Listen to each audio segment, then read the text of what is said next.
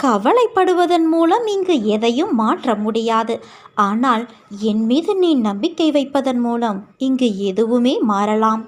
வலுவான விதியும் வலுவான சதியும் ஆடும்போது மதி செல்லுமிடம் குருவே என்று என இருந்தால் விதியும் சதியும் சாம்பலாகி ஆதிகுருவின் கையால் உதியாய் மாறி உன்னையே சேரும் என் ஆசிகளாய். நல்லது ஒன்றை அடைய வேண்டும் என்ற சிரத்தை ஒருவனுக்கு இருந்தாலே அவனிடம் இறைவன் குடிகொண்டுள்ளான் என்று பொருள். இல்லையென்றால் அவனுக்கு மேற்கொண்டு என்ன செய்ய வேண்டும் என்பது கூட தோன்றாது இருக்கலாம். அதனால் நாம் செய்யும் ஒவ்வொரு செயலின் பின்னணியிலும் இறைவன் இருக்கிறான் என்று நம்புபவனுக்கே பிரபஞ்சமும் அதன் இயக்கங்களும் ஒவ்வொன்றாக புரிய வரும்.